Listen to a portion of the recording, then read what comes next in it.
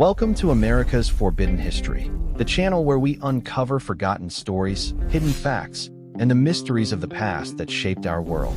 If you love history, rare finds, and untold truths, you're in the right place. Don't forget to hit the subscribe button and join us on this journey through time. Hello and welcome back to the America's Forbidden History, the show where we dive into the forgotten corners of our past to uncover the tastes and traditions that once defined us. Today, we're embarking on a delicious journey through a truly overlooked part of American history, the sandwich. You might think the story of the sandwich is simple, just two slices of bread and something in between. But for decades, the sandwiches we ate told a much deeper story about our nation's struggles, its ingenuity, and its unique sense of style. In the depths of the Great Depression, when every ingredient had to serve a purpose, American households became laboratories of culinary creativity. With meat and fresh produce scarce, families learned to stretch their resources to their absolute limit. It was from this ingenuity that the prune and bologna sandwich was born. The concept was simple yet brilliant. You take a few prunes, stew them until they were soft, then mash them into a paste. You'd then combine this sweet prune spread with a finely diced bologna and perhaps a bit of mayonnaise.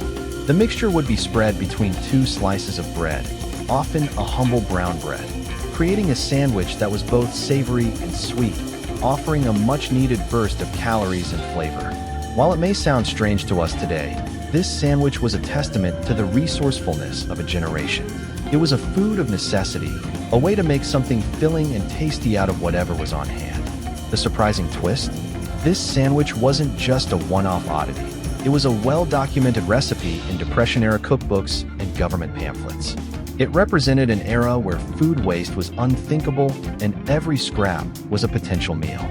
It may not have had the romance of a gourmet dish, but it had a purpose. It helped families survive. It's a powerful reminder that sometimes the most enduring food traditions come from our greatest challenges. And that same spirit of making do with what you have also gave us another peculiar, and perhaps even more famous, combination. In the midst of the Second World War, as food rationing became a daily reality, a curious culinary alliance formed on American dinner tables. While sugar was strictly rationed and even butter was in short supply, creamy, rich mayonnaise was still relatively available. And peanut butter, a protein-packed staple that had been a part of American life since the turn of the century, was a non-rationed food. It was in this environment of scarcity that families, particularly in the South and Midwest, began to combine the two. The peanut butter and mayonnaise sandwich was a direct response to the era's limitations.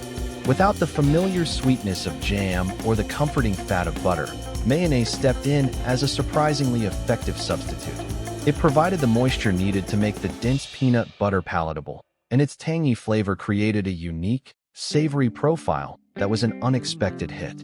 What started as a wartime make-do meal lingered for decades, becoming a beloved, if slightly controversial, regional classic. For many, it evokes a powerful sense of childhood nostalgia, a taste of a simpler time when ingredients weren't taken for granted. The surprising truth behind this sandwich is that it was not just a passing fad, but a symbol of a generation's practicality and resilience. It wasn't about gourmet flavor. It was about getting a filling, high-calorie meal on the table with what was available. Even as rationing ended and new food products became ubiquitous, the combination held on, a testament to the power of habit and a fondness for a taste that defined an era. Today, it serves as a fascinating example of how a food born of necessity can become a cherished part of a culture's identity. And speaking of clever substitutions born of necessity, our next lost sandwich took a similar approach, but with a surprising and very different ingredient. In the 1930s, as the Great Depression tightened its grip, even simple pleasures like a slice of apple pie became an unaffordable luxury for many. Apples were expensive, and a whole pie required not just fruit, but also a good deal of sugar and flour. But American ingenuity, once again, found a way to create a classic taste from humble, everyday ingredients. The result was the legendary mock apple pie. And from that pie, a unique and forgotten sandwich was born. The secret ingredient? The humble cracker.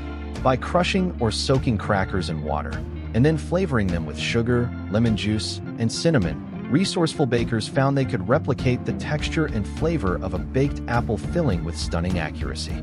This simple filling became the heart of a new kind of dessert, not a pie with a flaky crust, but a sweet, satisfying sandwich that was a perfect treat for children. It was a testament to the belief that you could find a way to create something delightful, even when you had nothing at all. The sandwich was a quick, personal-sized version of the larger pie, an accessible slice of comfort in a time of widespread hardship. The emotional and shocking twist of this story is that this mock recipe was so successful and so popular that it was widely adopted and even promoted by a major food company, Ritz Crackers.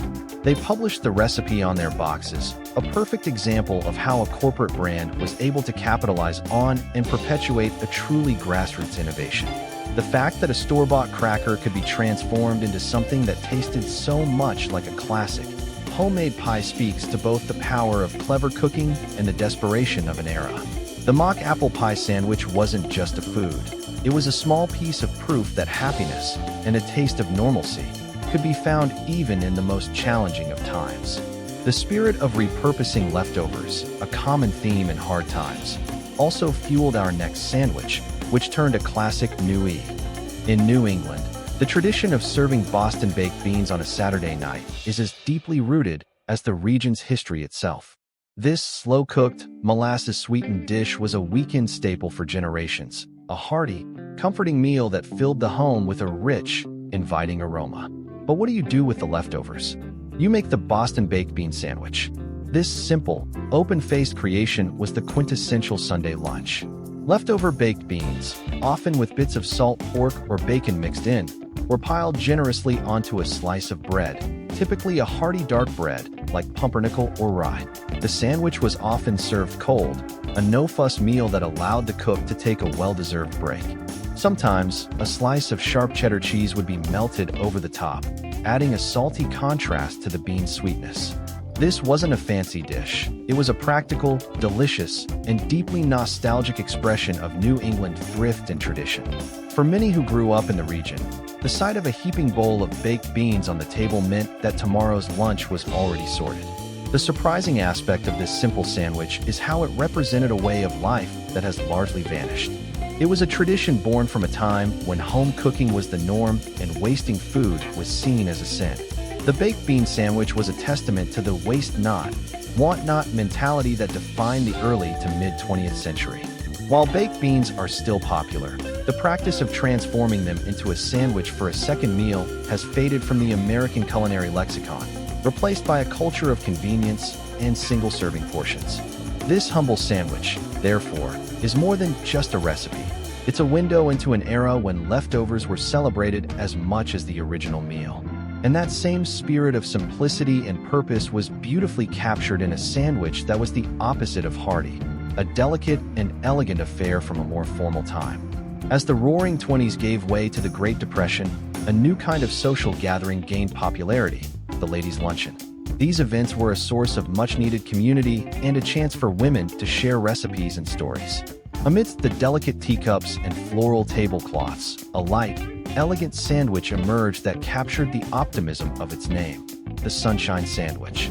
The recipe was as bright as its title suggested. It began with a base of cream cheese, which was then blended with finely minced apricots, raisins, or other dried fruits. A bit of chopped nut, like walnut or pecan, was sometimes added for texture. The mixture, with its cheerful, light orange hue, was spread on thin slices of white bread, often with the crust trimmed off to make them more refined. This wasn't a sandwich meant for the lunchbox or the factory floor. It was a sophisticated little bite, a symbol of genteel living and simple, elegant entertaining. It was a sweet, slightly tangy contrast to the heavier, more savory fare of the day, offering a moment of bright, fruity relief. The shocking element of the Sunshine Sandwich is how quickly it fell out of favor. As the post-war era ushered in a more casual, convenience-driven food culture, the formal luncheon and its delicate sandwiches faded away. The Sunshine Sandwich, once a staple of home entertaining guides and community cookbooks, became a relic of a different time, a time when food was not just about sustenance, but about presentation and social ritual. It represented a brief, almost forgotten era of feminine domesticity and a kind of quiet grace that has since been replaced by a more informal, on-the-go lifestyle. This little sandwich, therefore, is a quiet but powerful reminder of how our social customs and the foods we serve are intrinsically linked, and how quickly those links can be severed. And from that world of delicate, elegant bites, we now pivot to a truly bizarre party centerpiece that pushed the very definition of. As the Roaring '20s gave way to the Great Depression, a new kind of social gathering gained popularity: the ladies' luncheon. These events were a source of much-needed community and a chance for women to share recipes and stories. Amidst the delicate teacups and floral tablecloths, a light, elegant sandwich emerged that captured the optimism of its name: the Sunshine Sandwich. The recipe was as bright as its title suggested. It began with a base of cream cheese, which was then blended with finely minced apricots, raisins, or other dried fruits. A bit of chopped nut, like walnut or pecan, was sometimes added for texture. The mixture, with its cheerful, light orange hue, was spread on thin slices of white bread, often with the crusts trimmed off to make them more refined. This wasn't a sandwich meant for the lunchbox or the factory floor. It was a sophisticated little bite, a symbol of genteel living and simple, elegant entertaining. It was a sweet, slightly tangy contrast to the heavier, more savory fare of the day, offering a moment of bright, fruity relief. The shocking element of the Sunshine Sandwich is how quickly it fell out of favor. As the post-war era ushered in a more casual, convenience-driven food culture, the formal luncheon and its delicate sandwiches faded away. The Sunshine Sandwich, once a staple of home entertaining guides and community cookbooks, became a relic of a different time, a time when food was not just about sustenance, but about presentation and social ritual. It represented a brief, almost forgotten era of feminine domesticity and a kind of quiet grace that has since been replaced by a more informal, on-the-go lifestyle. This little sandwich, therefore, is a quiet but powerful reminder of how our social customs and the foods we serve are intrinsically linked, and how quickly those links can be severed.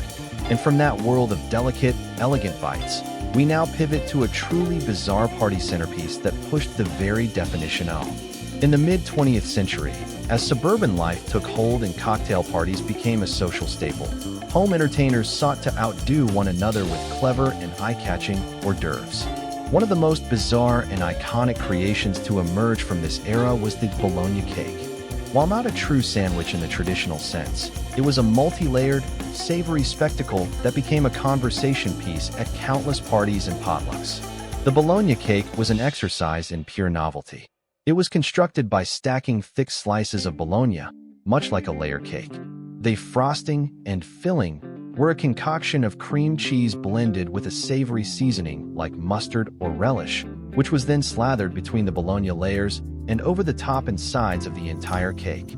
The final touch was the decoration, often a scattering of parsley, olive slices, or diced pimentos, arranged to mimic birthday cake sprinkles or floral designs.